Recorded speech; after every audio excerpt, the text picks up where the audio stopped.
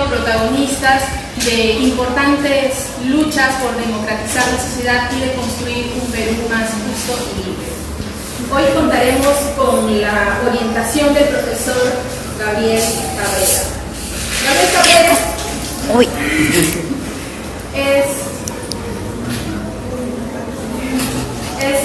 sociólogo de la Pontificia Universidad Católica del Perú y estudiante de la maestría en la Universidad de la Facultad de Educación en la Universidad Nacional Mayor San Marcos.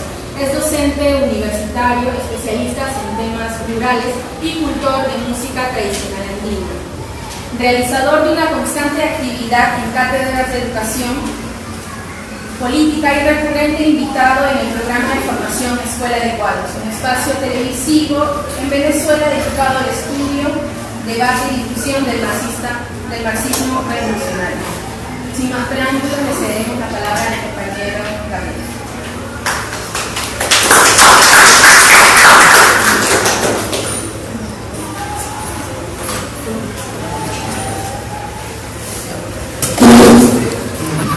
Bueno, compañeras y compañeros, buenas tardes. En primer lugar, agradecer al Círculo de Estudios del Pensamiento Socialista por la invitación. No es la primera vez que estamos aquí presentes.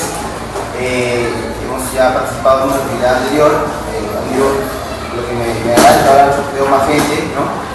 Sin que sea todavía un centro de atención masivo, ¿no? que debería serlo, sobre todo aquí en San Marcos. Pero sin embargo veo que hay una muy importante cantidad de estudiantes, seguramente la mayoría de ustedes, también vienen algunos compañeros de otro lugar, de otras universidades o trabajadores, no sé con certeza, pero seguramente la mayoría son estudiantes de aquí de San Marcos y de la Facultad Social. Entonces me alegra mucho de que haya una cantidad importante de compañeros. Bueno, de poder compartir con ustedes esas ideas que quiero manifestar ahora a manera de una propuesta, ¿no? Por tanto, una cátedra formal, una propuesta para debatir, que es, como ya mencionó la compañera, sobre el tema del campesinado, el movimiento campesino y la problemática agraria en Perú. Entonces yo quiero, para esta exposición, que no pretendo que sea muy larga, después de las réplicas podemos hacer un poco más, no cansaron, ¿no? Desde el principio. Yo quiero dividir esta exposición en dos partes, ¿no? La primera parte es, tres partes en realidad, ¿no? La primera parte es una parte, digamos, más de definición teórica de qué significa campesinado, qué es el campesinado social o clase social, como se pretende definirlo, ¿no? Que es una parte muy breve. Después quiero hablar un poco de la historia del campesinado en Perú, más específico. Por supuesto que vinculado con el problema agrario en general, cómo se ha desenvuelto el problema agrario en Perú, en la historia del Perú, y en la última parte ya sobre el tema de la situación actual del campesinado, del campesino, y la problemática agraria actualmente en el Perú, ¿no? Entonces,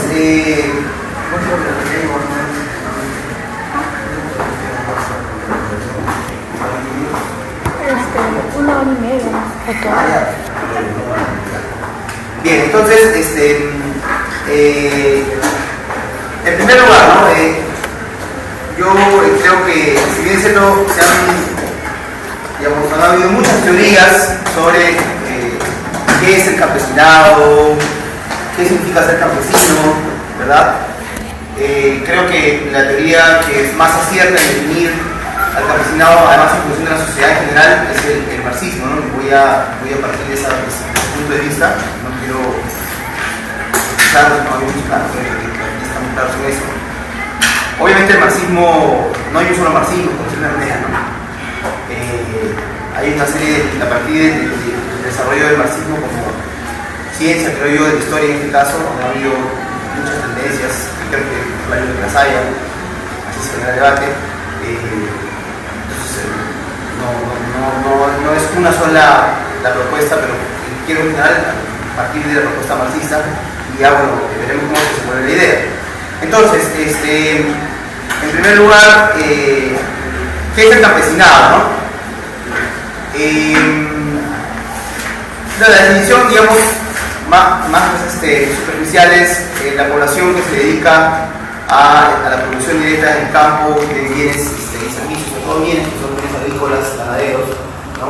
Por ahí también en parte artesanales o una pequeña industria rural, ¿no? Pero sobre todo el productor directo de bienes agrícolas y ganaderos, a veces también es incluido el sector de pescadores, artesanales, que eso es un poco también debatible porque hay otras variables en cuenta. Pero digamos, esa es una definición inicial, ¿no? Pero tratando de ubicar el campesinado en el contexto de una sociedad global, una sociedad completa, digamos, integrada, ¿no? Como es la que además predomina en el capitalismo, ¿no es cierto? Que es la forma de producción que domina el mundo en este momento desde hace ya una buena cantidad de décadas o siglos. Partiendo de esa, tratar de integrar digamos, el papel que juegan estos productores directos del campo en relación al capitalismo, se podría establecer que el campesinado corresponde a las capas sociales productoras que básicamente producen para la autosubsistencia, ¿no? Y en ese sentido, en los países, digamos, dependientes del mundo, los desarrollados, el campesinado está siempre al borde de la situación de pobreza, ¿no? O sea, una situación en la cual no puede cubrir, es difícil cubrir sus necesidades básicas de sobrevivencia, ¿no? Y obviamente está en esa situación porque en su mayoría son capas sociales que están, digamos, en situación desfavorable en relación a otras, ¿no? Pero obviamente el campesinado también tiene características propias de acuerdo a la forma de producción que domina el campo en un lugar determinado. No es lo mismo el campesinado en la época, digamos, del esclavismo, ¿cierto? En la historia europea, en la edad antigua, donde dominaba, digamos, la forma de producción esclavista, donde inclusive muchos campesinos eran casi esclavos, ¿no? O esclavos. Y el campesinado, pues, en el periodo de desarrollo feudal en Europa, en la Edad Media sobre todo, inclusive no de un siglo después, que el campesinado bajo el capitalismo, ¿no? No es el mismo campesinado, digamos, en los países centrales que han desarrollado una carrera industrial larga, ¿no? Dominante que los países subdesarrollados. Entonces, en realidad, es un término social un poco esquivo, ambiguo, ¿no? Pero básicamente se trata de las capas sociales de productores directos de un campo que tienen una economía de subsistencia, ¿no? ¿Por qué digo esto? Porque existen en el campo ciertamente otros sectores sociales vinculados a la producción agrícola, ¿cierto? Que no están en esa situación, sino en una situación más privilegiada, por decirlo de una manera, ¿no? Hay capas medias de medianos productores, ¿cierto? Y obviamente hay sectores sociales altos en el campo, ¿no? Por ejemplo, en el Perú hasta hace 40 o 50 años, el sector, digamos, de los dueños de las grandes haciendas, grandes unidades productivas, que tenían un dominio del flujo económico, pero también obviamente eso implicaba una situación favorable en el ámbito político, social y cultural, ¿no? Me refiero al latifundio, ¿no es cierto? El latifundio tanto, sobre todo en la costa como en la sierra, ¿no?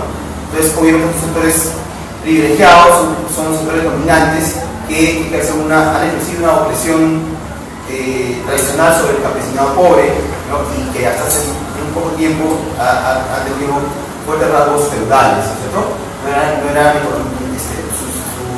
La base de su dominación no estaba basada, digamos, en un desarrollo del mercado interno, en la explotación de la mano de obra asalariada, sino en la explotación de la servidumbre, ¿no es cierto? Que es mano de obra extremadamente barata, casi forzada, ¿no? Con baja productividad, baja inversión de capital, ¿no es cierto? Que implica básicamente la apropiación de grandes extensiones de tierra, pero poco productivas. Sobre todo eso se vio en la sierra, porque en la costa es cierto que desde fines del siglo XIX se insertan las haciendas capitalistas, por ejemplo la producción de azúcar, de arroz, con producción de algodón, aunque si bien se fueron haciendas capitalistas, en parte también utilizaban muchos recursos feudales, como por ejemplo el enganche de mano de obra que vivía su explotada, ¿no? Su asalariado, o sea, si no tenía tampoco un salario regular, jornaleros, gente que quedaba enganchada a las haciendas durante décadas o toda su vida, ¿no? Pero, digamos, tenía así una inversión capital y había esa inversión en la maquinaria. Entonces, estos sectores privilegiados, pues, de agrarios, como se puede decir, no se puede considerar en el sentido estricto campesinos, ¿no? Por eso me refiero sobre todo a los sectores sociales oprimidos del campo, que a los que se puede considerar campesinos. Creo que por ahí va un poco el asunto, ¿no? Matices más, matices menos. En el Perú, el campesinado, digamos, como fenómeno social, de sector de economía de subsistencia, se inicia con la colonia, ¿no? Por supuesto que, digamos, productores agrarios, campesinos en cierto modo, han existido desde mucho antes, ¿no? Digamos, desde la época en que se descubre la agricultura en el Perú. Ustedes saben que el Perú es uno de los focos de descubrimiento más antiguos de la agricultura y la ganadería alrededor del siglo del milenio VII, VIII antes de Cristo, ¿no? Uno de los focos del neolítico, la revolución neolítica, como en otros lugares como Mesoamérica, ¿no es cierto? Mesopotamia, el Viejo Mundo, Egipto, China, la India, ¿no? Se produce una economía, sí, digamos, de subsistencia campesina en las aldeas, que luego además genera una clase, un sector social privilegiado que no producía, que es el que genera los estados a partir de Caral, ¿cierto? Y se generan las urbes donde ya no había productores directos, sino eran la burocracia que vivía de la producción del campo, ¿no? Pero digamos que la situación de dominación en la época prehispánica en el Perú era muy peculiar, ¿no? Porque había, digamos, la base de las sociedades, las altas culturas prehispánicas era justamente esa célula de familia extensa, campesina, que era el ayu, ¿no? Y había una capacidad de distribución de los recursos que se había ido funcionando hasta la época del Tahuantinsuyo, ¿no? Digamos que el campesinado, como se consigue actualmente como clase permanentemente oprimida, es un fenómeno que se podría decir yo, me podría decir que se inicia con la colonia, ¿cierto? Ustedes saben que además uno de los factores que genera esto es la introducción de la propiedad privada en el campo, porque hasta antes de la invasión europea no había una concepción de la propiedad privada, no solamente en el campo, sino en ningún tipo de sector productivo, ¿verdad? Solamente era la apropiación de los recursos de la tierra a partir además de una concepción de la reciprocidad, ¿no es cierto? Hay que devolver a la tierra lo que la tierra nos da, y además era un circuito mayormente colectivo de la tierra. Eso también es una cosa que hay que tomar en cuenta, porque será una tradición económica y cultural que perdurará en el Perú y que marcará mucho la historia agraria del Perú, a diferencia de muchos países, inclusive dentro de América Latina, ¿no? Si bien es cierto, el colectivismo, si vamos a querer decir de una manera, fue un fenómeno que se dio en todos los pueblos originarios de América, pero en muchos lugares el colectivismo quedó con una tradición muy marcada, como por ejemplo el Perú, Ecuador, Bolivia, ¿cierto? Algunas partes de Guatemala, algunas partes de México. Entonces, es parte de esa tradición fuerte de organización colectiva del trabajo. Entonces, este sector, digamos, de productores agrarios oprimidos, que es el campesinado, es un fenómeno que se genera, sobre todo se marca con la entrada de la propiedad privada en el campo a partir de la conquista, ¿no es cierto? Y que, bueno, se va desarrollando a lo largo de la historia colonial y republicana del Perú, ¿cierto?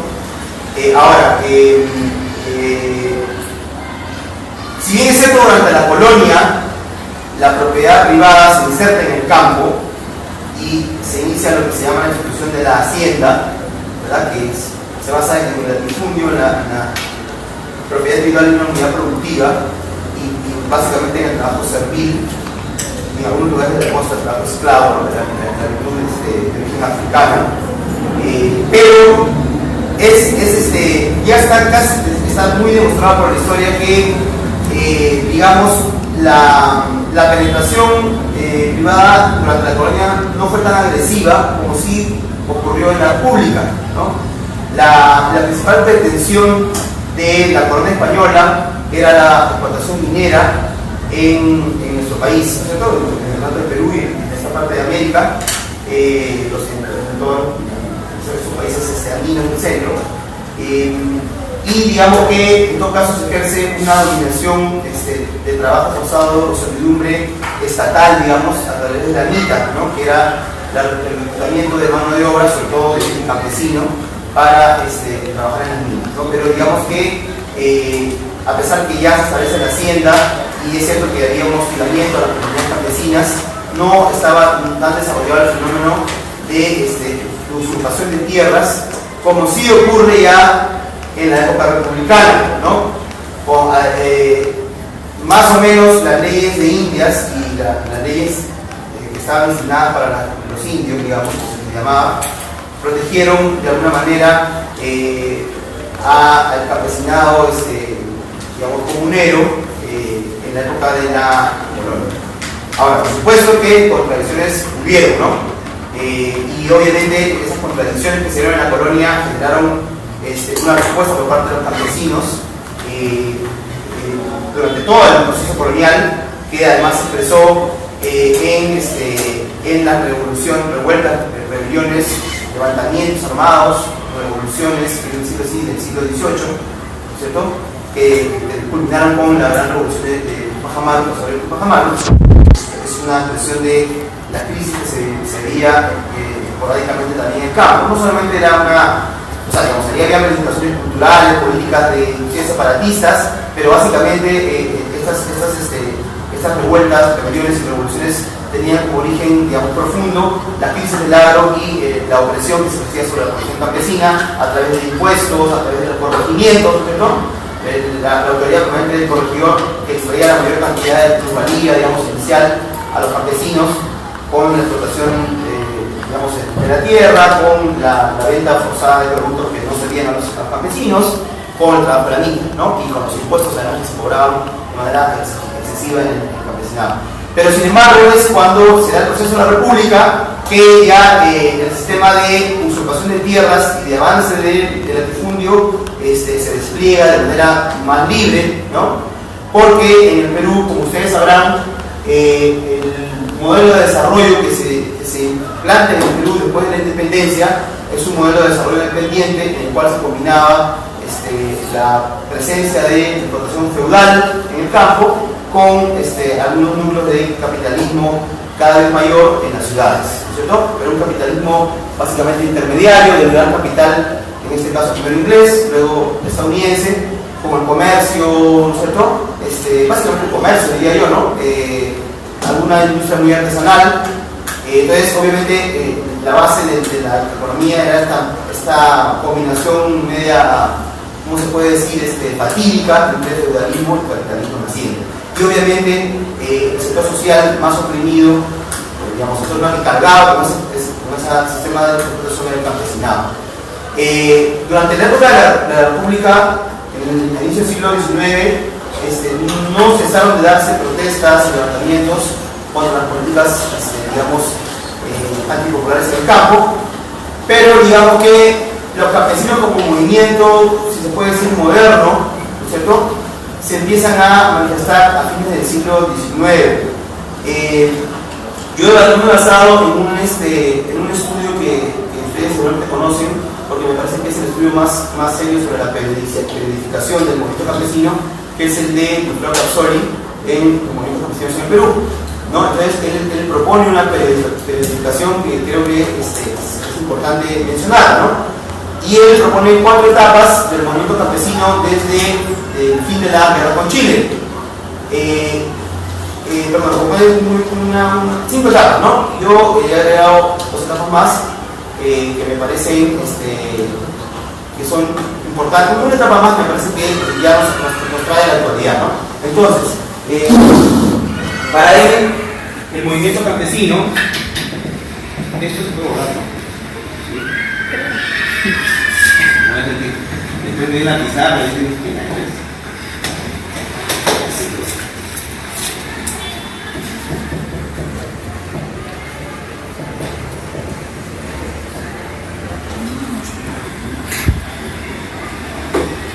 Se lee ahí, ¿no? Compañeros. Sí. Se iniciaría como movimiento, digamos, más o menos articulado desde el inicio de la guerra con Chile y él lo prolonga hasta fines del siglo XIX, ¿no es cierto? Que es la primera etapa, ¿no es cierto? Que digamos es la posguerra, y en esta etapa se genera el movimiento campesino porque hay unas, bueno, ya se estaba, digamos, en avance el sistema latifundista, ¿no?, de las haciendas en el campo. Inclusive ya había cierta dualidad y diferencia entre el sistema agrario en la costa y en la sierra, pero eso se vendría a agudizar justamente en esta época, ¿no? ¿Qué ocurre? Ustedes saben que en la última etapa de la guerra con Chile, es la etapa de la campaña La Breña, ¿cierto?, la de Andrés Sabino Cáceres. El campesinado tiene un rol protagónico en la defensa de los valles interandinos de la invasión europea, española, ¿no? Perdón, chilena, ¿no? La invasión chilena. Entonces, se generan en esa época las montoneras y las guerrillas, ¿no es cierto?, campesinas básicamente, que son reclutadas por, digamos, la capacidad que tiene Cáceres de movilizar al campesinado en un país en el cual obviamente el campesinado estaba, digamos, tradicionalmente, secularmente excluido de la vida nacional, ¿no? Pero sin embargo hay una capacidad de reclutar estas masas campesinas a partir de, digamos, propuestas de reivindicaciones, ¿no es cierto? Y además también por la acción misma del invasor chileno en ese momento. Pero eso genera una gran expectativa en el movimiento campesino, que se ve frustrada en la posguerra porque ante la crisis de la posguerra la oligarquía peruana, que era esa alianza entre básicamente hacendados feudales o regímenes feudales y la burguesía comercial, justamente carga la crisis en el campesinado, ¿no es cierto? Acordémonos que en ese momento el sector urbano estaba conformado básicamente por la burocracia estatal, ¿no es cierto?, los comerciantes, algunos sectores empleados y artesanos, ¿no? No había todavía imagínense, fines del siglo XIX en el Perú, cuando ya Europa estaba en su carrera de desarrollo industrial avanzada. Aquí no teníamos todavía pues, un desarrollo industrial ni siquiera incipiente, o muy incipiente en todo caso, y no había pues obviamente una clase obrera, una clase trabajadora que es, no sé si eso es el tema del taller, pero creo que sí es necesario mencionarlo, es a comparación del campesinado, es el sector, digamos, de mano de obra, de fuerza de trabajo, urbano, que, digamos, estaba por sistema asalariado, ¿no es cierto? O sea, se recibe un salario y en realidad finalmente lo que hay es una extracción de plusvalía que genera el capital, ¿verdad?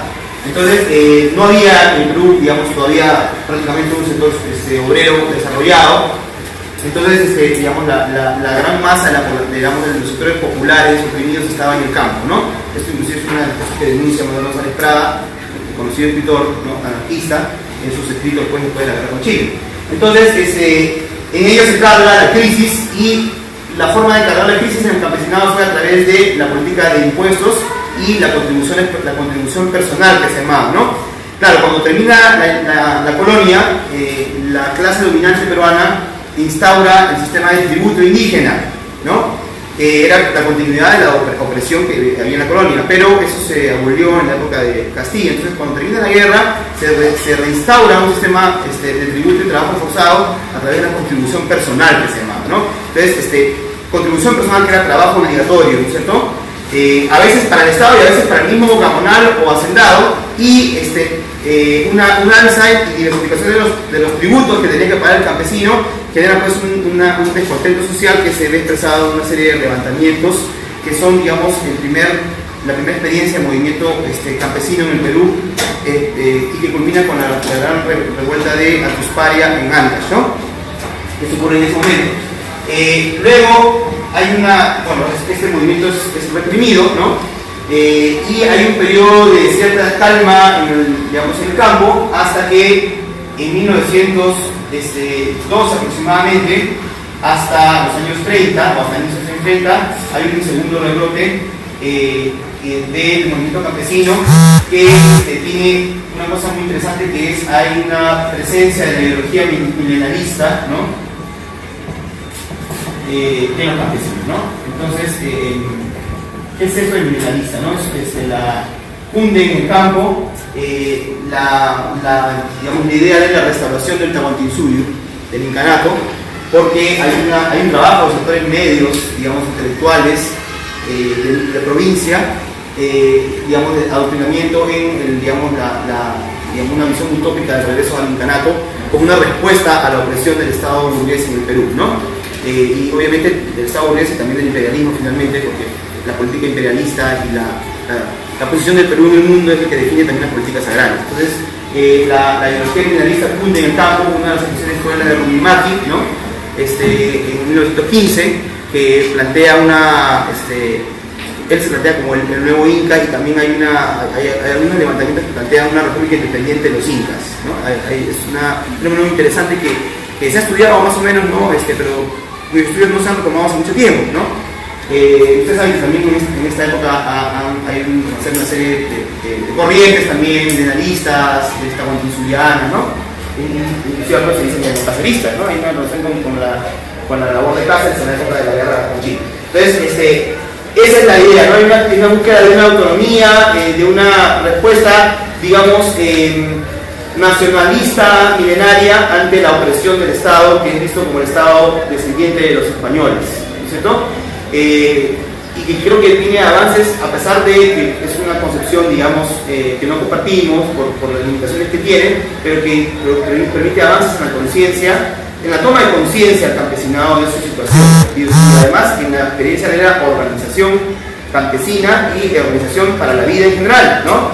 Y además significó una amenaza importante para las haciendas de ese momento. Recordemos que en este momento estamos en lo que se ha llamado la República Aristocrática, que es cuando se agudiza la explotación feudal en el campo, sobre todo en la sierra, ¿no? Y en la costa había ocurrido que ya se habían desarrollado estas grandes haciendas azucareras, de hecho es un dato que mencioné, que intensifican su forma de explotación capitalista, pero utilizando algunas formas de trabajo precapitalistas, ¿no? Y también empiezan a generar los gérmenes de un movimiento de lucha del campesinado, del proletariado agrario hacia más adelante. La tercera época es la época que va desde los años 40, sobre todo el 45 al 48, una etapa corta, breve, ¿no es cierto?, donde hubo una influencia del reformismo aprista en el campo.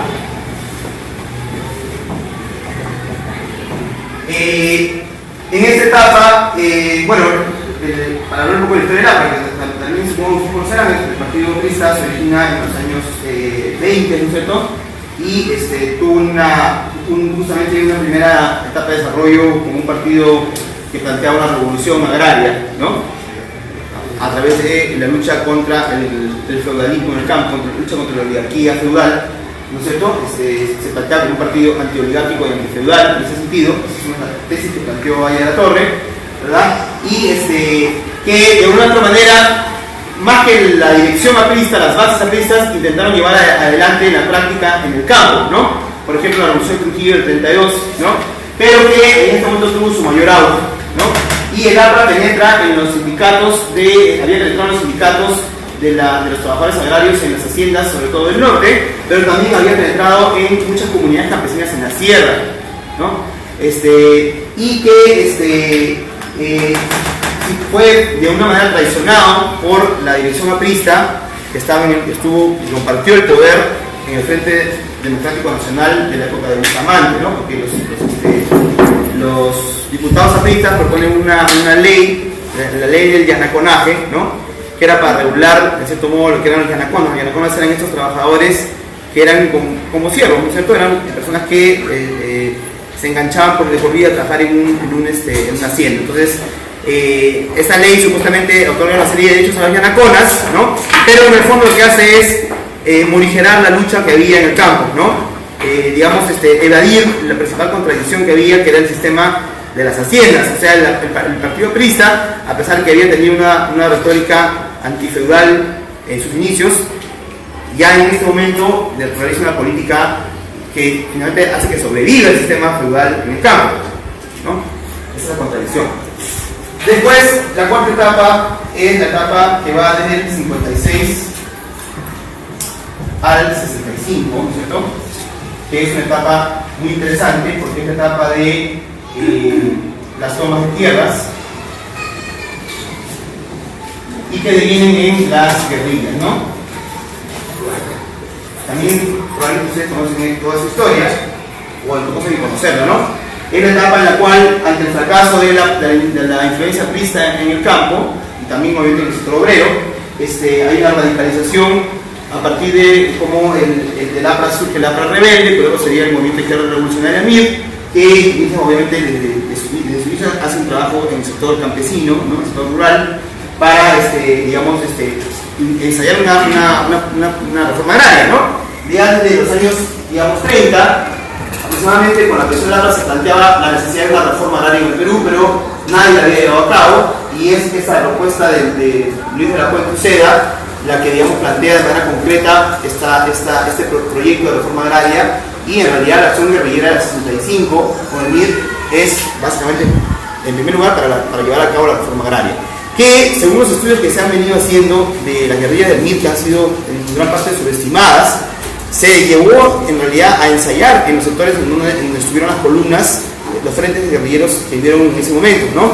Ustedes saben que las guerrillas del 65 fueron rápidamente derrotadas militarmente, ¿no? Sus líderes asesinados o encarcelados, a pesar que el MIR continuó, después hubo una división, pero, digamos, dejó en algunos lugares puntuales de la sierra peruana, sobre todo en el centro y en el sur, aunque también en el norte, hay que decirlo, ensayos de reforma agraria, ¿no es cierto?, que finalmente son los que son en parte los que desencadenaron el proceso de la reforma agraria que se dio desde el año 69, ¿no es cierto?, que fue uno de los principales objetivos del golpe de Estado, la excepción al poder de Juan Velasco Alvarado y su junta militar, ¿no es cierto?, que como ustedes saben realiza la revolución, el proceso revolucionario de las Fuerzas Armadas, ¿no?, o la revolución peruana que le dicen, ¿no? Entonces, justamente ahí se inicia la quinta etapa, que es la que va del 69, ¿no es cierto?, y esta etapa se prolonga desde mi punto de vista hasta inicio de los 90, ¿no? Entonces, en este momento el agro, el movimiento campesino es marcado por el proceso de reforma agraria, ¿no es cierto?, por el conflicto armado interno, obviamente, que se da desde los años 80, y las luchas de las comunidades campesinas, ¿no?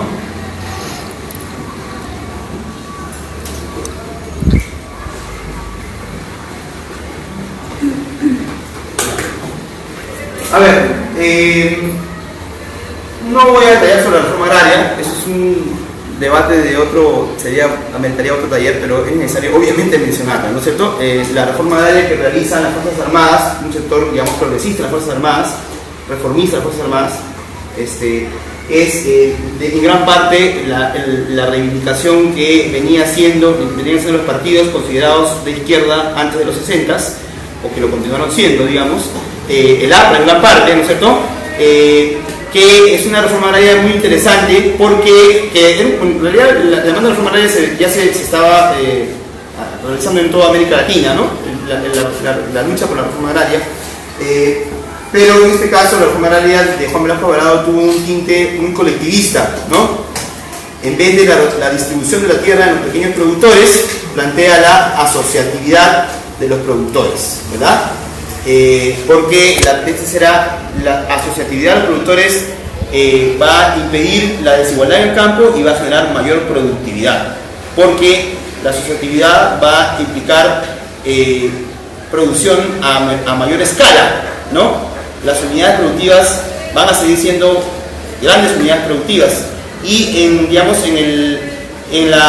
sobre la base de los territorios de las haciendas, tanto de la costa como de la sierra, inclusive de la selva, se establecen las cooperativas agrarias de producción, las sociedades agrícolas de interés social y las empresas de propiedad social, empresas rurales de propiedad social, ¿no?, que eso es lo último que se aplicó en los años 74.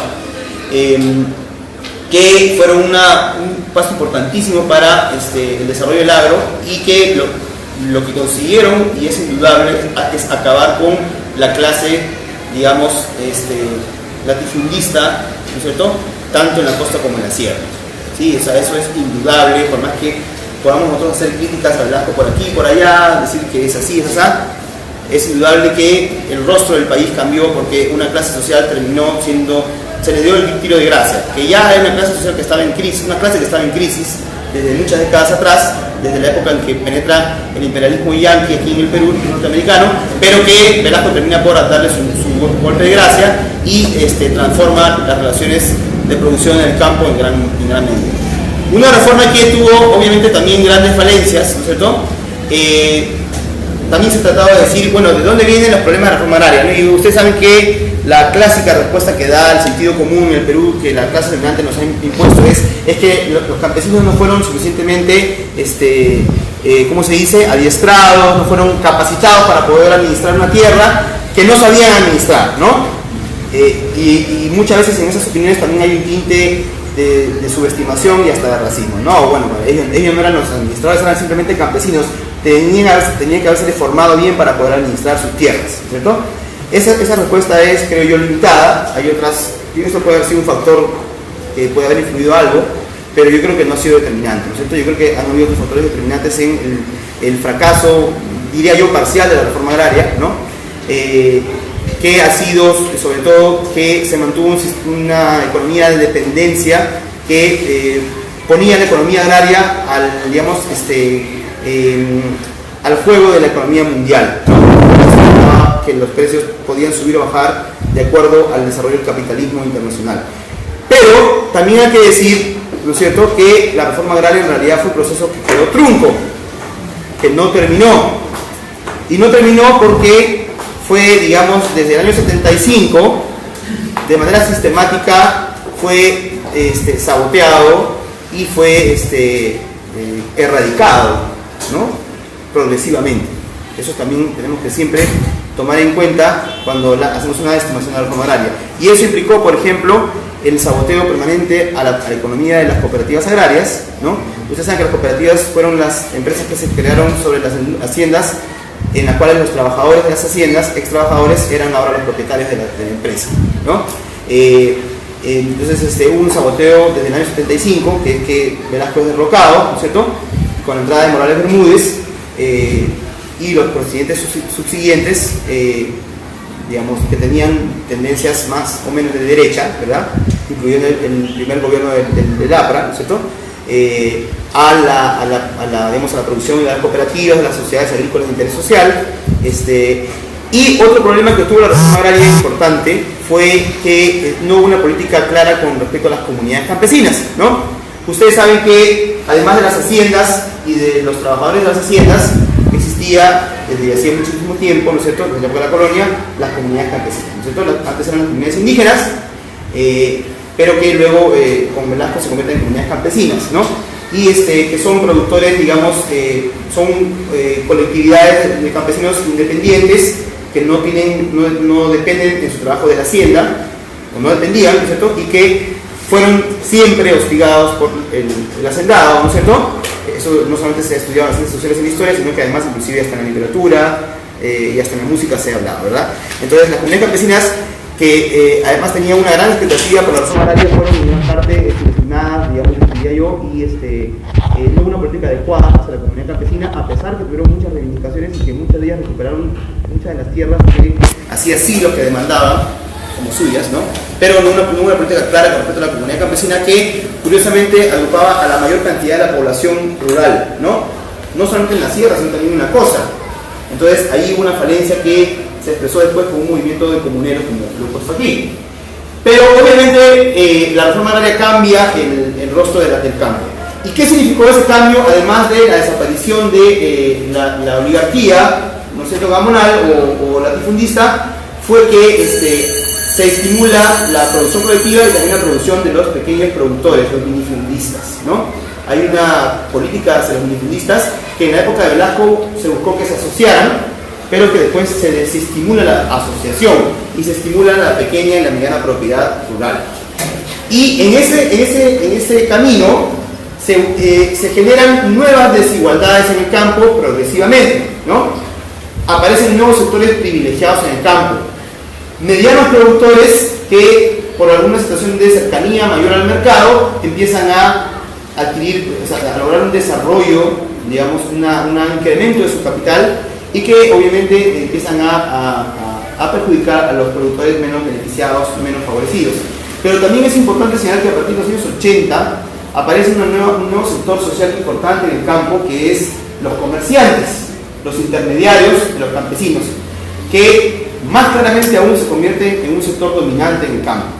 En un estudio que hacen Martín Franke y Orlando Plaza en los años 80 se caracteriza muy bien este sector, ¿no? Era un sector que era el intermediario de el comprador y el comerciante de las ciudades, que obviamente era inclusive mucho más privilegiado porque era un autor capitalista mayor, ¿no?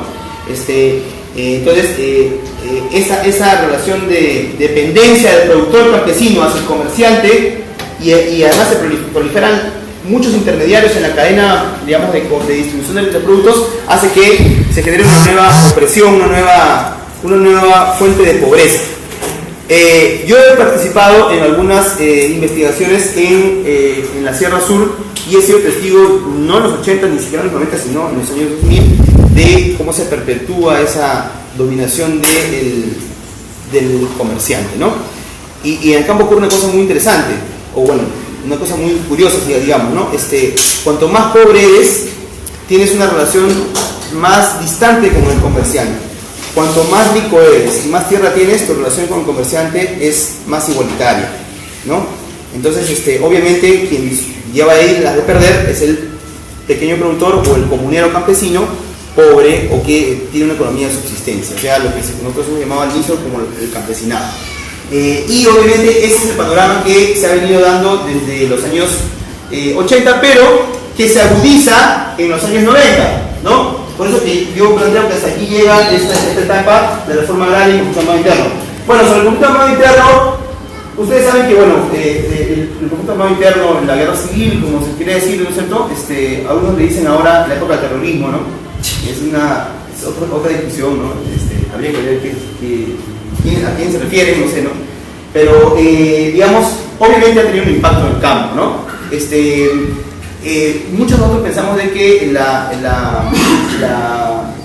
acción armada de Sendero Luminoso en realidad es un resultado de la reforma agraria trunca, ¿no? Porque sectores sociales medios del campo, ante la sensación de una reforma agraria que no se culmina y una reproducción de la dominación, plantea pues una vía armada para solucionar los problemas del país y del campo. Pero obviamente la guerra, ¿no es cierto?, la represión genera desplazamiento masivo de poblaciones campesinas a las ciudades, y eso produce un vacío en el campo, sobre todo en las zonas de emergencia, ¿verdad?, donde estuvo más aguda la guerra: Ayacucho, Apurima, Huancavelica, en parte de Cusco, un poquito menos Puno, y la ceja de selva, San Martín, Huánuco, ¿no?, que generan una situación propicia para que haya una apropiación, digamos, de las tierras en pocas manos otra vez, ¿no? El desplazamiento del campesinado más pobre, además que era el que más sufría la guerra, genera una reconcentración de la tierra, o en todo caso se convierte en un factor más de reconcentración de la tierra, que por supuesto en los años 90, cuando termina el conflicto interno, ya había dejado un efecto también, ¿no? Eso hay que tomar en cuenta siempre. Ahora, ¿qué pasa en los años 90? Ustedes saben que en el Perú se instaura el modelo de desarrollo del libre mercado, que le llama, ¿no?, que nosotros realizamos como el neoliberalismo, ¿cierto? Es un neoliberalismo que se implanta, en realidad se viene implantando ya desde los años 70, fines de los años 70, ¿no? Pero obviamente en los 90 se da un último espaldarazo a la aplicación del neoliberalismo con el consenso de Washington. Y obviamente uno de los sectores que entran en esa dinámica del libre mercado es el campo, ¿no? El sector agrario. Entonces, en los años 70 se había dado la ley de comunidades campesinas, ¿no?, que era la que aseguraba el predominio del uso colectivo de la tierra en una institución que se denominara como comunidad campesina, ¿no?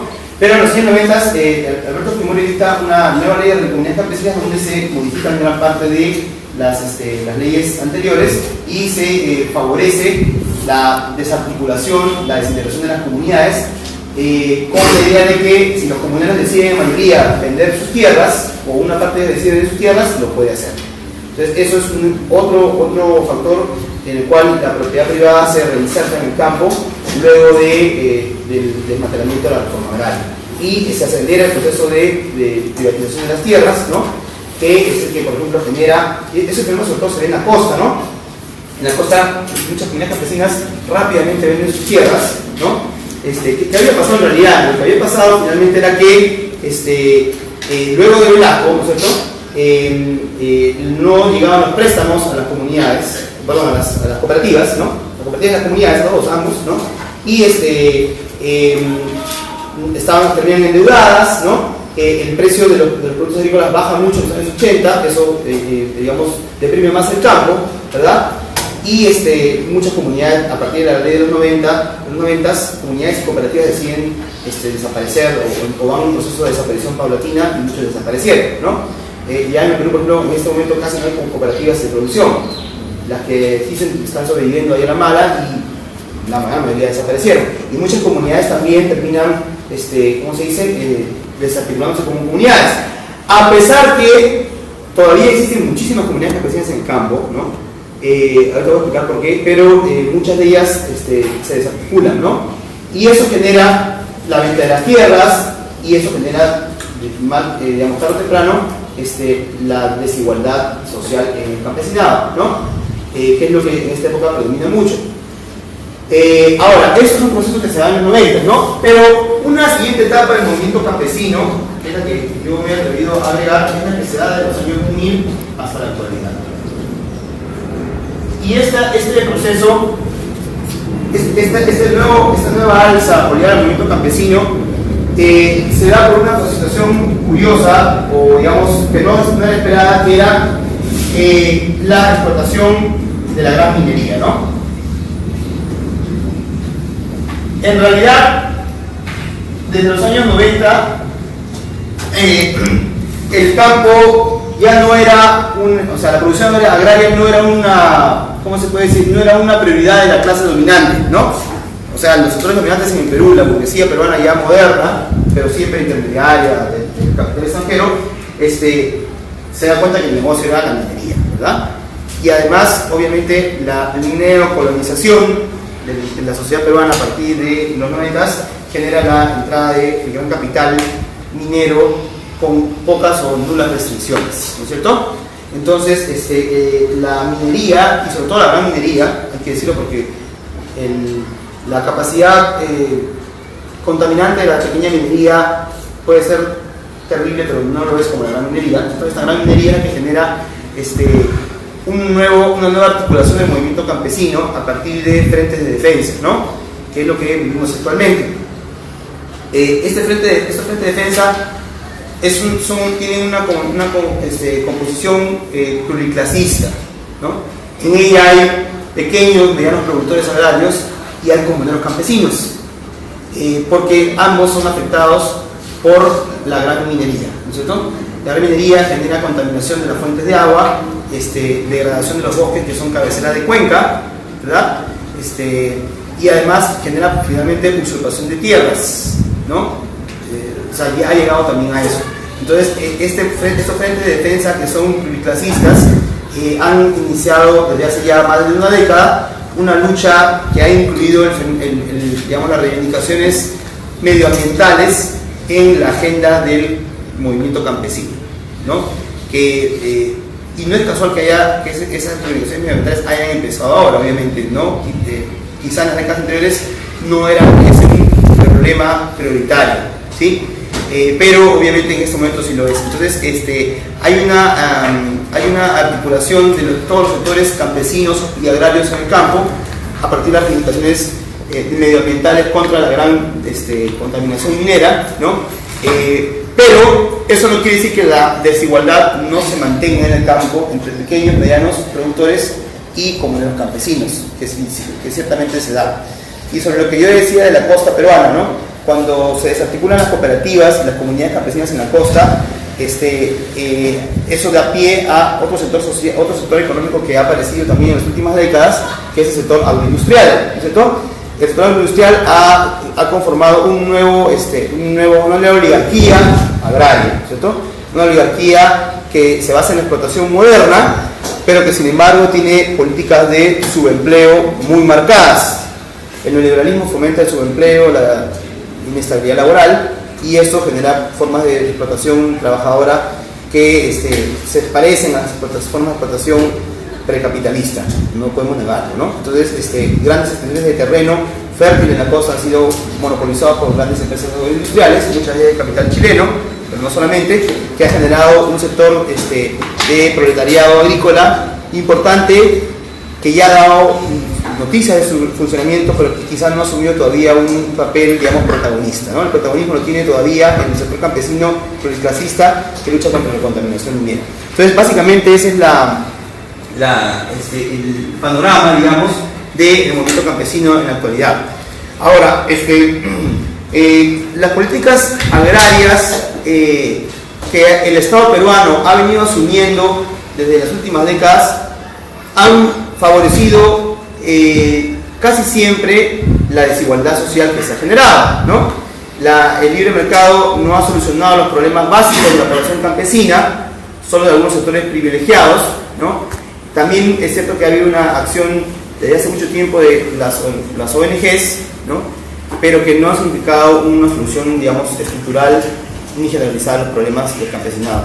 Más bien, muchas ONGs han favorecido que unas comunidades estén por encima de otras, ¿no? Porque han tenido políticas muy focalizadas que han estimulado, digamos, una visión parcial del desarrollo rural, ¿no? Pero no ha significado no han necesitado un movimiento campesino, digamos, que plantee una salida estructural a los problemas del agro en el Perú, ¿no? Eso también hay que decirlo.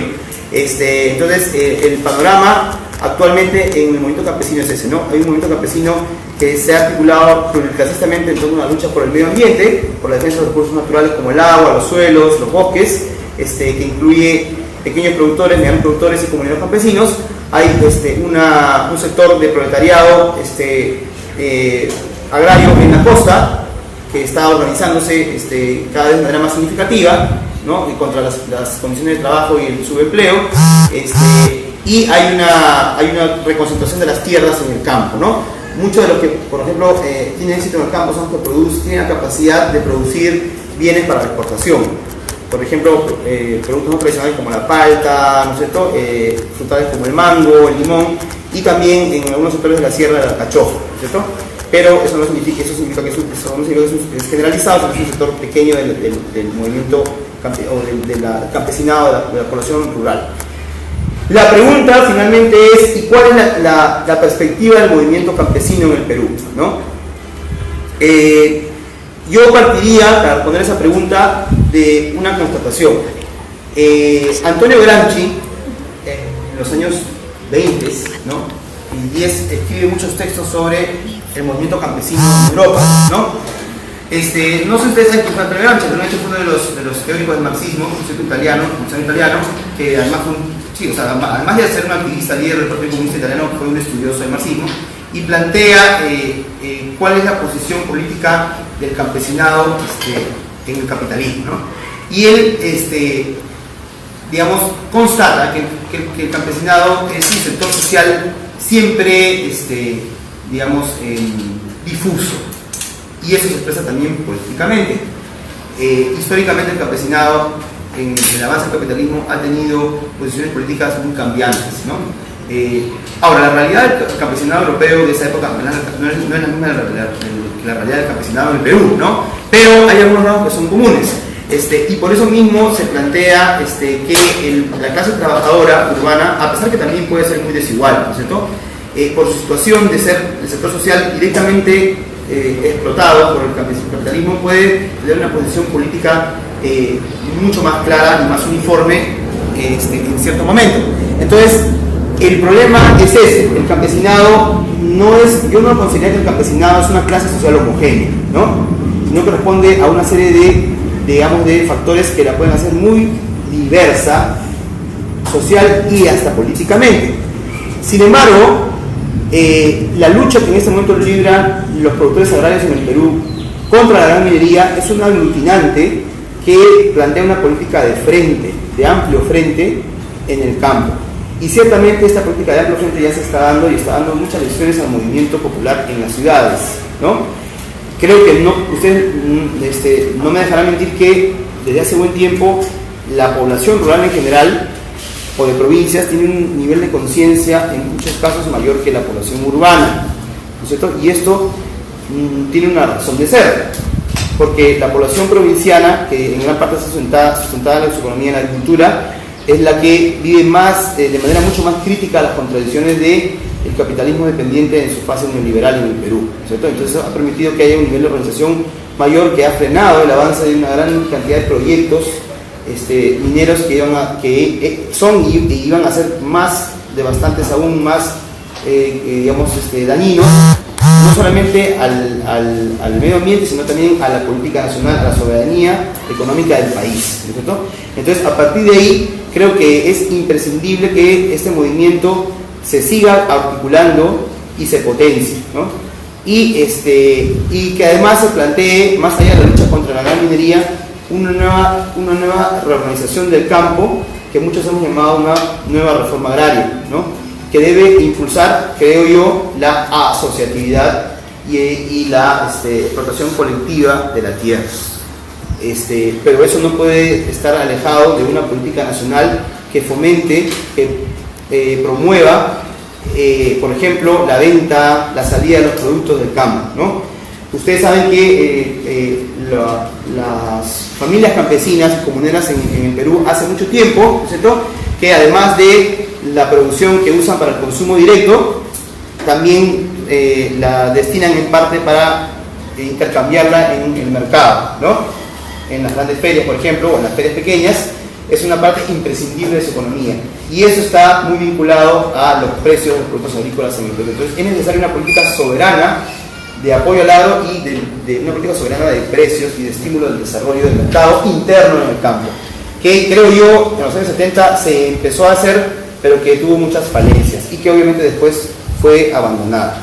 Entonces esa política, digamos, de apoyo al agro, ¿no es cierto?, junto con una nueva reforma agraria, creo yo, de manera preliminar, podrían ser perspectivas que el movimiento campesino asumiría junto con la lucha por la defensa de los recursos naturales, ¿no?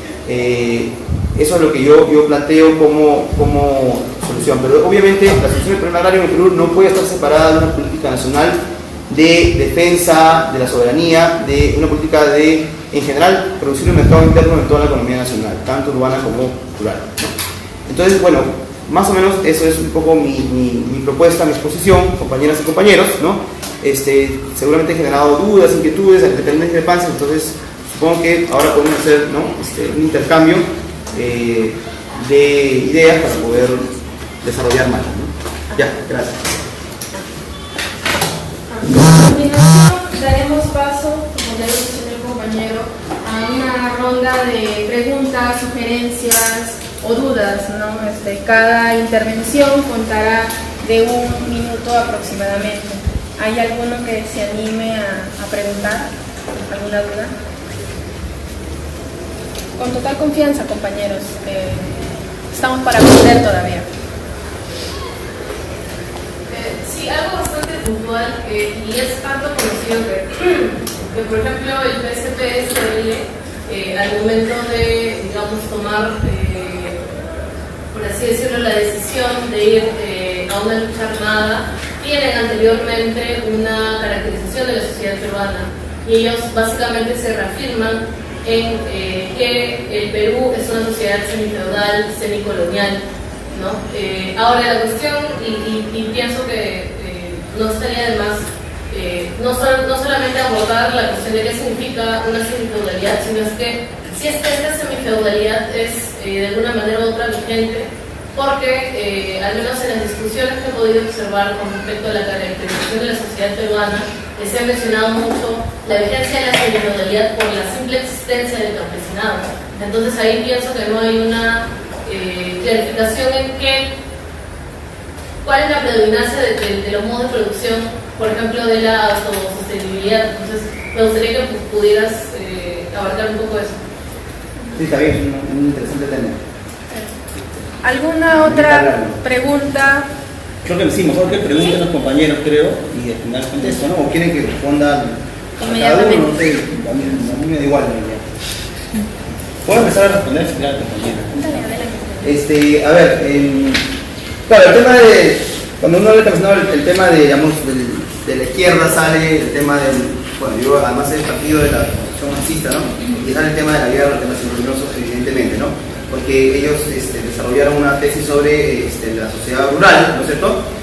Basada en la comparación con otras realidades parecidas, ¿no es cierto?, en el mundo, sobre todo en lo que se llama los países dependientes, oprimidos, ¿no es cierto?, específicamente en este caso en la realidad china y de Asia.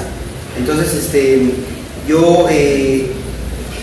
debate se ha vuelto a dar desde hace ya un tiempo, se ha vuelto a dar, ¿no? Bueno, ¿cómo es la sociedad peruana? La sociedad peruana es semifeudal, es capitalista, ¿no es cierto?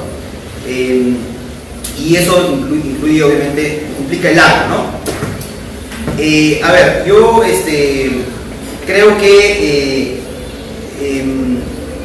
si partimos de que el Perú es un país semifeudal, ¿no?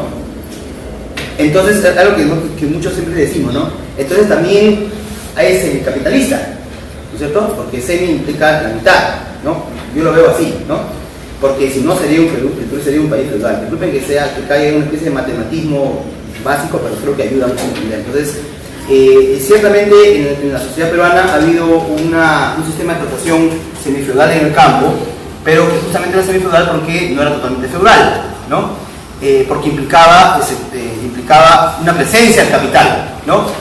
Y sobre todo implicaba presencia del capital porque el capital ha sido el que ha dominado, ¿no es cierto?, digamos, el desenvolvimiento de la oligarquía peruana desde hace ya buen tiempo, ¿no? Los sectores dominantes de la oligarquía peruana desde hace ya muchas décadas han venido siendo los sectores urbanos capitalistas, ¿no? Pero obviamente, ¿cómo se estructura la vida en el campo? Se estructura la vida en el campo porque esos sectores capitalistas hacían alianza con los sectores, digamos, latifundistas que utilizaban un método de explotación feudal o semifeudal. Entonces, no podemos negar el papel del capitalismo si decimos que el Perú tiene una economía semifeudal o tiene un modo de producción semifeudal. Creo que eso es algo que a veces nos hemos olvidado y creo que muchos sectores de la izquierda han confundido, ¿no? Esa es una posición que creo que hay que tomar en cuenta. Y en segundo lugar, creo yo que tenemos que considerar, porque yo lo he puesto aquí, ¿no es cierto?, cuál ha sido el impacto de la reforma agraria del 68, del 69 hacia adelante, ¿no? Que indudablemente ha transformado y ha anulado gran parte de la presencia de la semifeudalidad en el campo. Ahora, no podemos por eso decir que ese sistema de explotación no puede aparecer otra vez y no haya aparecido otra vez, ¿no? En gran parte, la relación que hay entre el comerciante y el campesino pobre se basa mucho en rasgos feudales, porque como el mercado no penetra de manera tajante en el campo, eso fomenta pues, que las relaciones no sean siempre asalariadas, ¿no? Entonces el comerciante puede de alguna manera haber venido a reemplazar el rol del hacendado, ¿no? Y además en el mismo sistema de trabajo, ¿no?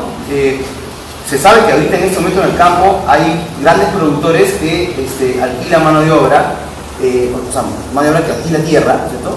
Y que las relaciones entre ellos no son relaciones netamente asalariadas, ¿no? Se puede reproducir en una condición semifeudal o de servidumbre.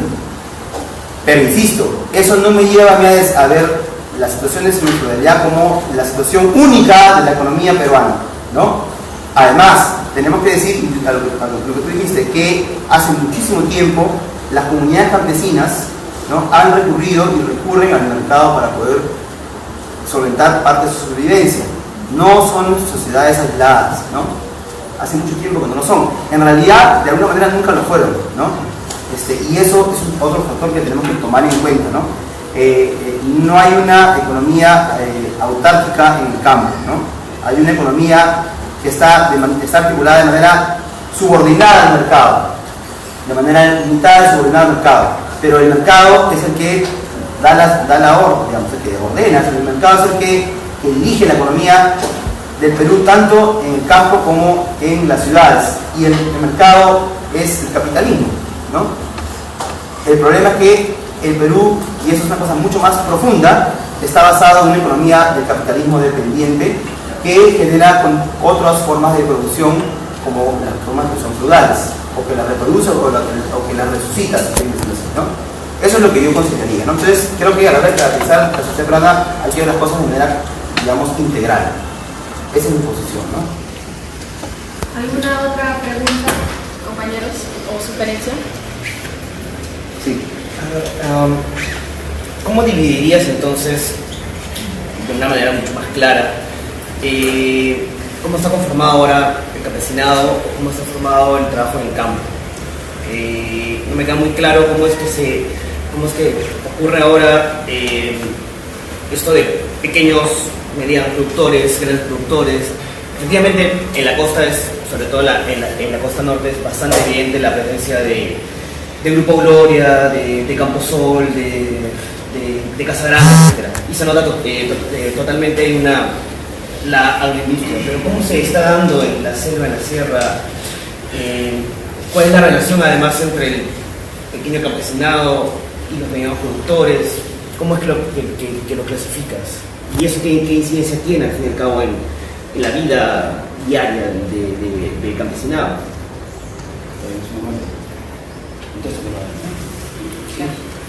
Ya, bueno, sí.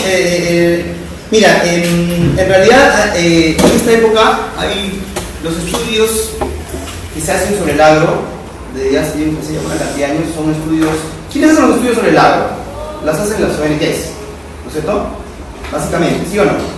En esta época no tenemos un Mariátegui que nos dé una visión independiente, digamos, ligada de las ONGs del campo. Pongo un ejemplo, ¿no? Es una tarea que tiene que darse, está pendiente. Yo creo que los sociólogos, los científicos sociales, los universitarios en general tienen esa tarea también, ¿no? Entonces, hay muchos vacíos, ¿no? Pero yo sí he tratado de dar una caracterización global, ¿no? Lo que yo he mencionado es de que a partir de la desmantelación de la reforma agraria se ha dado un proceso de diferenciación social cada vez mayor entre pequeños, medianos y grandes productores en el agro. Y esto ha generado una reconcentración de tierras, ¿no? Que se ve de manera mucho más clara en la costa, donde ha sido más acelerado. Y por eso es que en la costa hay la presencia de grandes empresas agroindustriales de cientos de hectáreas inclusive. En la sierra la cosa ha sido un poco más difusa y más lenta, pero también se ha venido dando, ¿no? Se ha venido dando y obviamente los pequeños y grandes productores han venido reconcentrando tierras y han venido reproduciendo formas de trabajo también, digamos, no necesariamente asalariadas a través de la propiedad de tierra, ¿no es cierto? Los arrendatarios y todo eso. Entonces, esto ha generado una desigualdad social creciente en los Andes, ¿no es cierto? Que generan reconcentración de tierras. Y obviamente los sectores privilegiados del campo tienden a asociarse con el poder político y también con el poder de los comerciantes, que son unos sector dominante, ¿no? Ante la ausencia del hacendado que antes concentraba el comercio, ahora el comerciante, que es el intermediario privilegiado con el mercado, extrae ¿cómo se dice? Extrae un plus del trabajo campesino. Entonces, creo que por ahí va el asunto, ¿no? Desigualdad social en el campo, los pequeños productores, los pequeños y grandes productores vinculados a los comerciantes, ¿no? Que se enriquecen con un plusvalor del campesino, y por otro lado también algunas formas de trabajo que no son asalariadas, que se están volviendo a dar en el campo, ¿no? Creo que básicamente ese es un panorama que podemos dar inicialmente de la situación del agro en el Perú. El problema es que también, como decía yo, ha aparecido el factor de las empresas mineras, porque en el Perú se ha desestimado el sector agrario en beneficio del sector minero. Entonces esto ha generado mayores vacíos que hacen que la tierra se siga concentrando en el campo. Entonces por eso que nosotros planteamos que es necesario una nueva reforma agraria, ¿no? Creo que eso es una corolaria que sale de esa situación actual. No sé, más o menos por ahí creo que va el asunto, ¿no?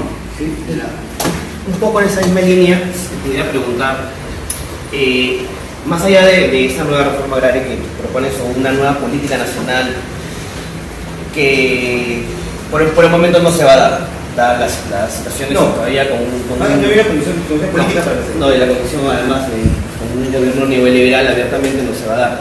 Pero es posible, tomando en cuenta las pequeñas experiencias, bueno, las pequeñas experiencias que hay ahora en Puno, Moquegua, Junín, ¿habría alguna manera a partir de esos, desde el marco legal que existe ahora, de qué manera se podría empoderar, digamos, al campesino? O sea, de qué manera se podría que tenga mayor incidencia sobre la explotación de la tierra, cómo esto podría cambiar su relación de producción respecto a los comerciantes, o sea, cómo estos gobiernos regionales de izquierda podrían incidir de alguna manera en empoderar al campesino. Ya. Yo en principio creo que los gobiernos regionales que tienen una tendencia, digamos, pro campesina, pro agraria, responden al pluriclasismo que hay ahí. Y muchos sectores, muchos gobiernos regionales en provincia representan a las élites agrarias, ¿no? No vienen desde el movimiento campesino pobre, ¿no? Por eso que se genera todo este movimiento de identidad regional, ¿no?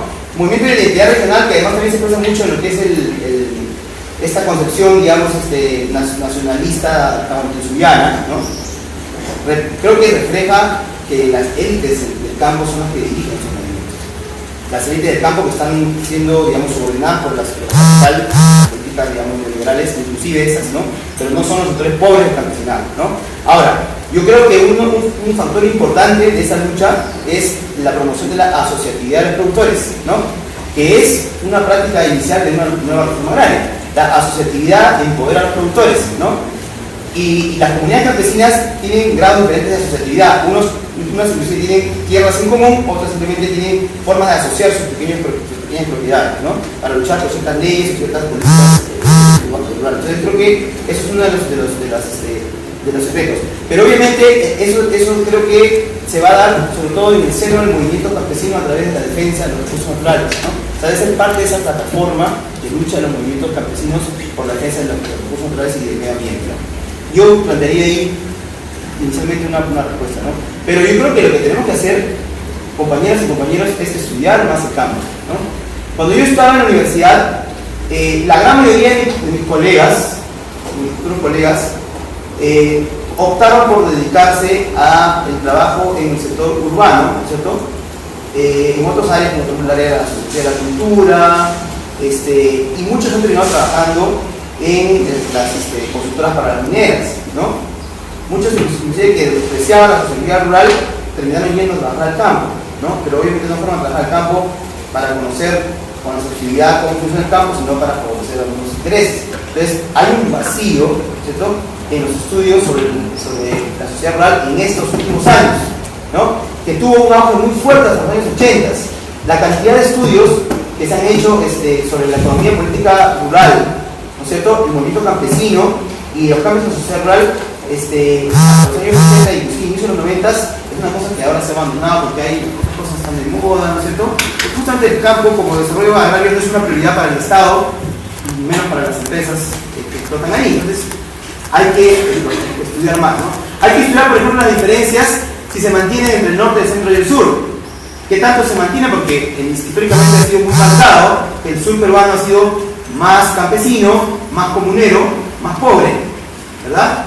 En el norte han predominado la pequeña propiedad y la mediana propiedad, en el sur predominaba la comunidad campesina y la hacienda, ¿no? ¿Qué pasa ahora, no? Por ejemplo, cuando se estuvo estudiando el fenómeno del cinturón luminoso, algunos de los estudios más serios eran los que empezaban estudiando cómo era la estructura rural en Ayacucho, en la Sierra Sur Central, para poder entender por qué ocurrió lo que ocurrió.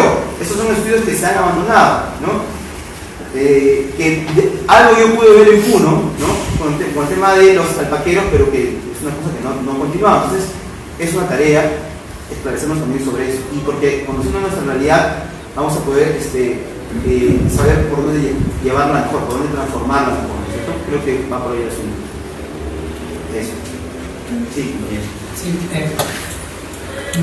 ¿cómo considerarías que el problema del campesino la problemática propia del campo ha marcado toda la línea o el derrotero del pensamiento radical peruano, empezando desde Prada, en uno de sus escritos que no fue publicado, pero llamado Los Indios, llamaba a la sublevación armada del campesinado frente a la opresión del gamonal.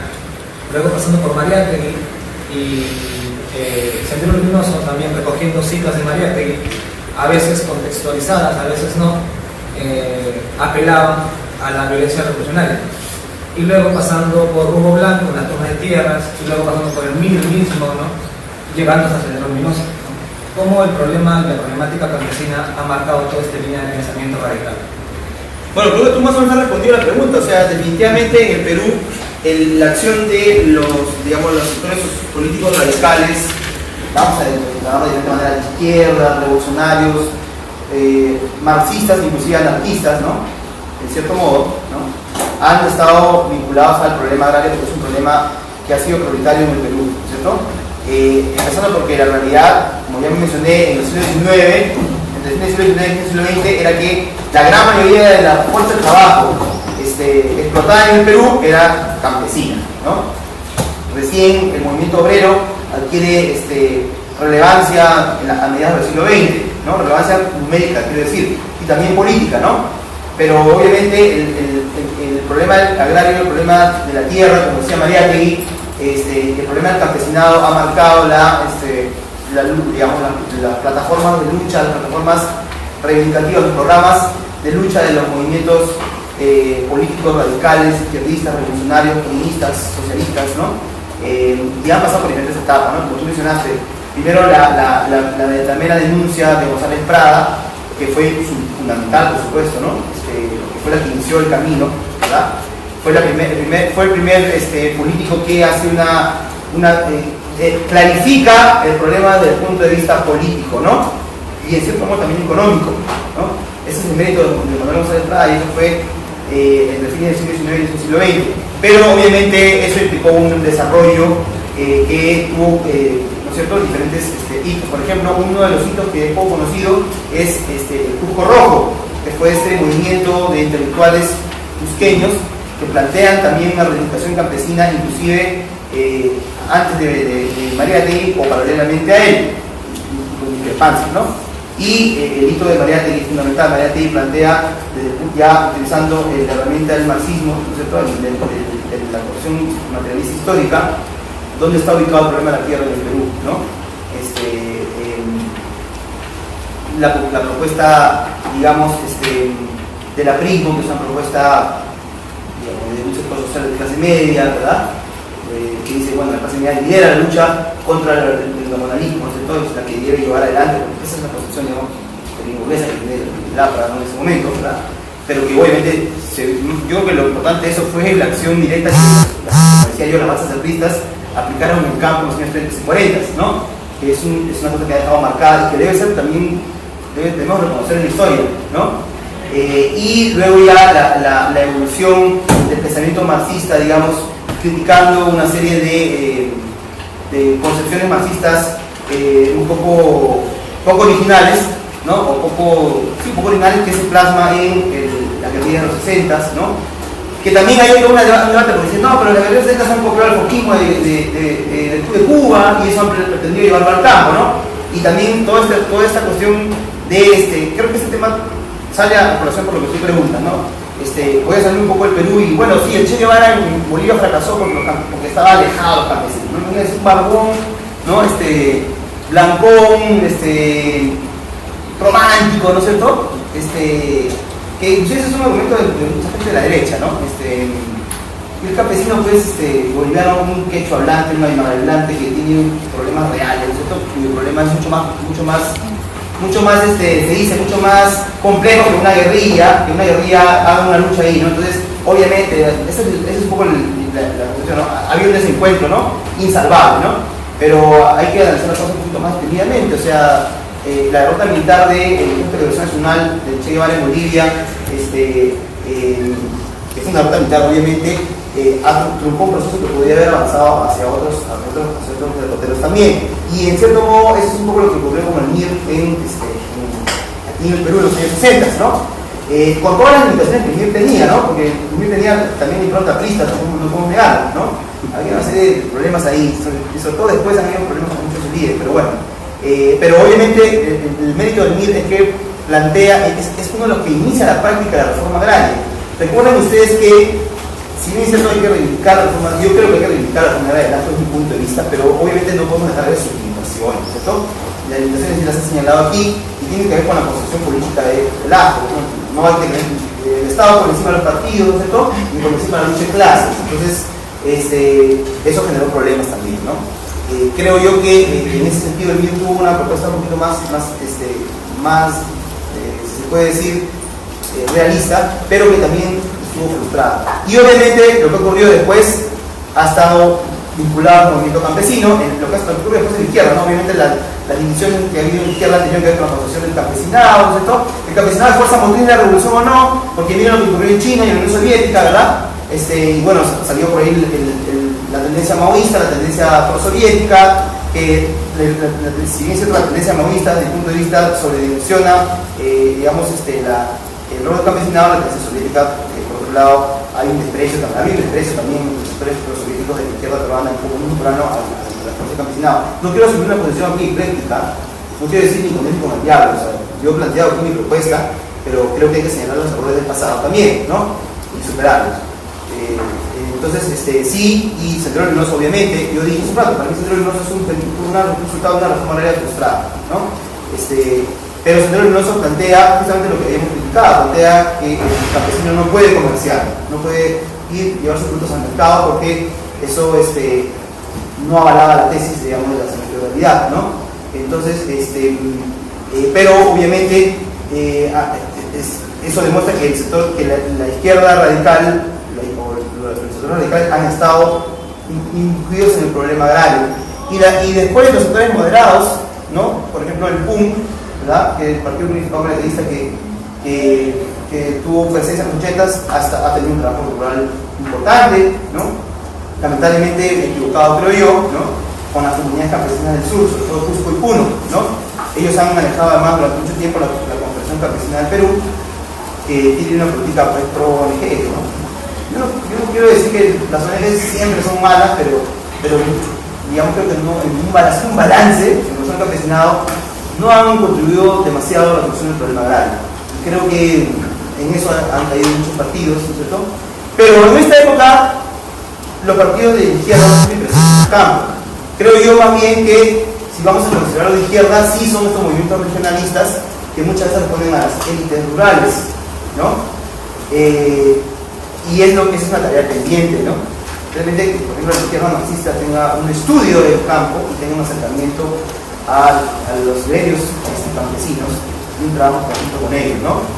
Porque sigue siendo un sector importante y un sector decisivo para las luchas por la democratización de la sociedad peruana, y es ciertamente un sector que tiene un nivel de conciencia muy elevado, ¿no? Algo que tenemos que envidiar a ellos, los gremios, ¿no es cierto?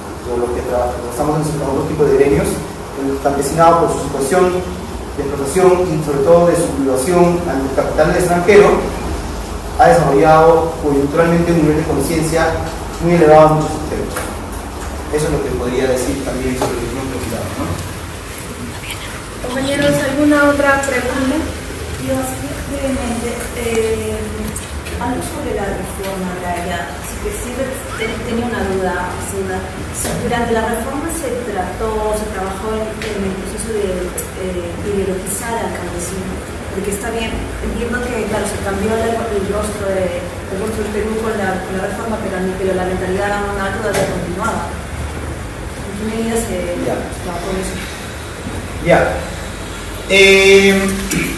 A ver, el campesinado peruano estaba ya en gran parte ideologizado en el lugar.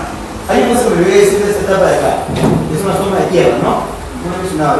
Ustedes saben que el proceso que se da, el proceso que se da aquí de alza, movimiento campesino, tiene una asociación a las tomas de tierras, que son los gremios campesinos. Primero los campesinos se agremian, ¿no? Claro, antes habían habido formas de agremiarse muy limitadas, y en esta época el ateísmo hegemonizaba los gremios agrarios, y además su mayor fuerza gremial estaba en la costa norte en realidad, ¿no? Pero en este momento hay un proceso interesante de sindicalización agraria, sindicalización campesina. Es, en cierto modo, una constatación del preludio que Mariátegui lanzó, ¿no? Dice, cuando el campesino peruano se sindicalice, su fuerza va a ser inclusive mucho mayor que la del sindicato obrero, decía, ¿no? Algo así, ¿no? Estoy parafraseando. Y ciertamente se vio, ¿no? Disculpen si no sé si me acuerdo bien, creo que Mariátegui fue el pitonizo. Entonces, los sindicatos obviamente se dieron cuenta que la única forma de llevar adelante sus cambios era haciendo la toma forzosa de la tierra, ¿no? Ese fue uno de los otros golpes de gracia al latifundismo. Entonces ya había un proceso de ideologización creciente del campesinado, ¿no? Justamente la reforma agraria, en cierto modo, por lo menos la que se hizo en Perú, fue una forma de frenar esa ideologización, ¿no? Pero había trabajo, inclusive, como decía el compañero, de la izquierda marxista ya en el campesinado, en los años 60 sobre todo, ¿no es cierto? Peleaban los partidos, ¿no? Como el Revolucionario, el Partido Comunista Revolucionario, el Partido Comunista Peruano, los trotskistas también trabajaron con Hugo Blanco, obviamente los partidos de tendencia maoísta, Patria Roja, Bandera Roja, luego se entró el Movimiento Superior Trabajo Campesino, no es indudable. Entonces había un proceso de ideologización. El problema es, creo que el problema no iba por ese lado, el problema iba por otras razones que hicieron que la reforma agraria tuviera contradicciones. Por ejemplo, la contradicción fuerte que se dio es entre los cooperativistas y las comunidades campesinas. Se han llegado a pelear, ¿no? En los años 80 había confrontaciones entre el campesinado comunero cuneño y las sociedades agrícolas de interés social, porque terminaban reproduciendo, esas empresas terminan reproduciendo otra vez más la desigualdad, ¿no? Inclusive terminan usurpando tierras de las comunidades campesinas. Creo que la cosa iba por ahí. Ahora, obviamente, no puedo negar que se necesitaba un proceso de formación política también con la reforma agraria, que creo que en parte se dio. Yo creo que en parte se dio y hay que estudiar, porque creo que había programas de capacitación campesina con folletos y esas cosas. El tema es cómo fueron dirigidos, cómo fueron llevados a la práctica esos procesos de capacitación. O sea, la capacitación agraria no era capacitación solamente técnica, compañeros, ¿no? Era y es una capacitación también política. Lo que pasa es que la capacitación política de ahora es hacia el neoliberalismo, bien disimulada, ¿no? Pero cuando hay una capacitación en una comunidad campesina, hay un componente político siempre, un componente político e ideológico, no solamente técnico. Es más, lo técnico se dirige en función de los intereses políticos que el capacitador quiere dar en el campesino. Y eso también ocurrió en la época de Blasco. Pero yo creo que las contradicciones que se dieron en el proceso de reforma agraria hicieron que avanzara, digamos, con muchos obstáculos y que finalmente fuera abandonada. Porque, insisto, no hay que dejar de considerar que la reforma agraria fue abandonada en los años 76, 77, ¿no? Sería bueno estudiar también eso, ¿no? ¿Cuál fue el proceso del abandono de la reforma agraria? Nadie, yo sé cuál lo he estudiado. Hay libros que lo mencionan, pero no con la cantidad necesaria. Por ejemplo, un interesante fue en Huando, ¿no? En la hacienda esta de Guaral, que producía naranjas, ¿verdad? Y otros frutales, que se convirtió en una cooperativa a partir de una hacienda, ¿no? Y yo tuve la oportunidad de conocer el testimonio de muchos ex cooperativistas que habían contado cómo se había producido el saboteo de la cooperativa agraria de Huando, ¿no? Sistemático saboteo durante varios gobiernos, sobre todo el gobierno de Fernando Belaúnde Terry, del 80 al 85, fue crucial. Esa fue la alianza que se hizo entre los banqueros industriales con los capitales extranjeros para acabar con las reformas de Blasco, que ya había iniciado el mismo Guaral, ¿no? Entonces ahí eso sería importante. Si bien siendo, puede haber habido una rezago de una visión gamonal, pero yo creo que fueron otros factores que determinaron, entre comillas, el fracaso de la reforma agraria. Ese es mi punto de vista. ¿Alguna otra pregunta? Como bien mencionó que existen diferentes escalas de los campesinos que trabajan, media y alta. Mi pregunta es, ¿qué alternativas o probable solución darían a los campesinos de baja y media para el problema de la pobreza, educación y su participación política local? Ya, yo un poco lo mencioné cuando el compañero también preguntó algo parecido, ¿no? Yo creo que o sea, fíjense compañeros, creo que la cosa se resume también esto. ¿Cuál es el planteamiento de la economía desde el neoliberalismo? El planteamiento de la economía del neoliberalismo es un Estado que fomenta la inversión privada en todos los sectores de la producción, incluyendo la agraria, ¿no? Y eso se hace con pocos o nulos controles a la inversión privada, que obviamente favorecen a la gran inversión privada, ¿no? O sea, a los grandes empresarios. El capitalismo obviamente fomenta que el gran empresario sea finalmente beneficiado en relación al pequeño y mediano empresario, ¿no? Por el mismo desarrollo de mercado, la situación de la propiedad, ¿no? Ese es el liberalismo. Entonces, las políticas agrarias, digamos, de las últimas décadas han fomentado que el mercado, entre comillas, regule y genere la desigualdad, ¿no? Entonces, yo creo que justamente, en primer lugar, lo que hay que hacer es una política intervencionista en el campo, ¿no? Aunque la palabra pueda sonar para muchos de ustedes, no creo que con ustedes no vean ese problema, pero de todas maneras les digo, ¿no? Obsoleta, fracasada, pero la lucha política en el mundo se da de dos opciones, ¿cierto? Más o menos ustedes que son, ¿cuál es el rol del Estado, ¿no es cierto?, en la economía?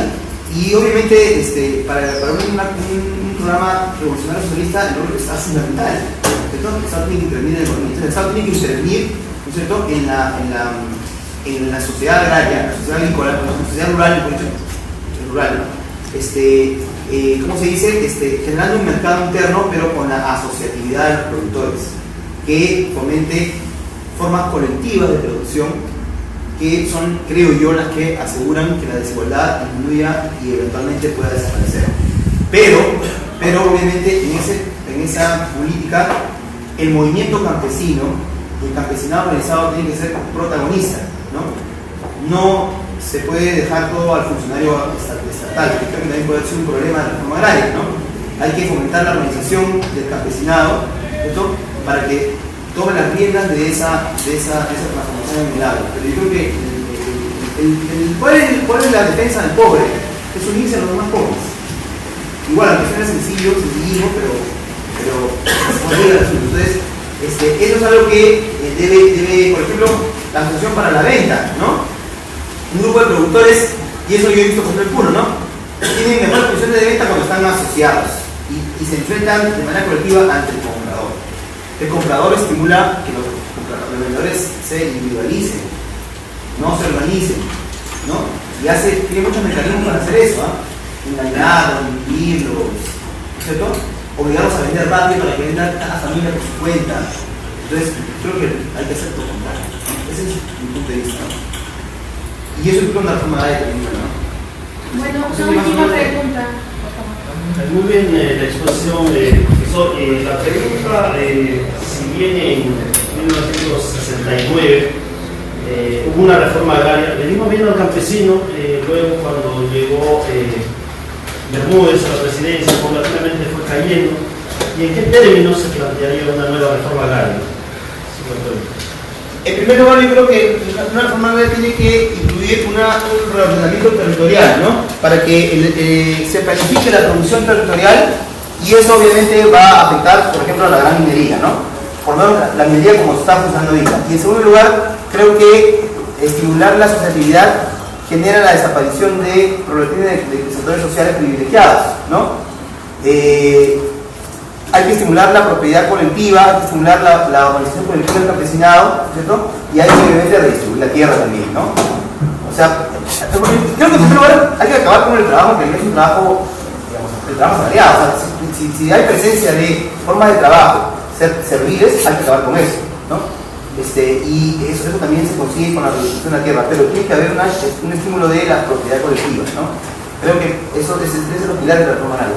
Lo digo preliminarmente, ¿no?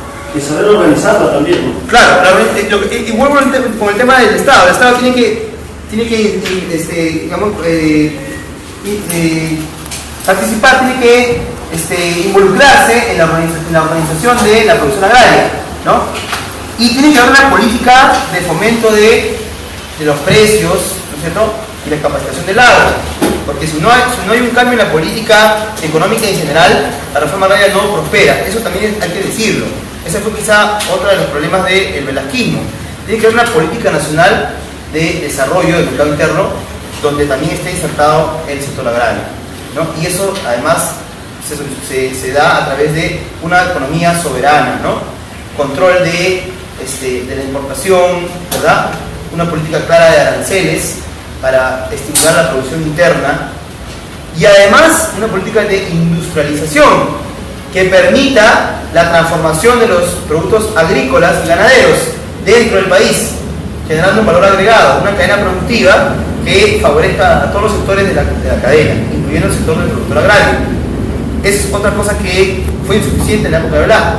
Si bien se estimuló la política industrial, eso no llegó a desarrollarse como se debía. Y hubo una contradicción siempre entre el agro y las ciudades, ¿no? Por ahí creo que puedo responder algo a la pregunta. Bueno, compañeros, muchas gracias por su asistencia el día de hoy. También un agradecimiento al compañero Gabriel Cabrera por su exposición. Y recordarles que el próximo lunes se va a llevar a cabo la tercera sesión, ¿no? Los trabajadores y la realidad laboral, a cargo del compañero Juan Diego. Muchas gracias.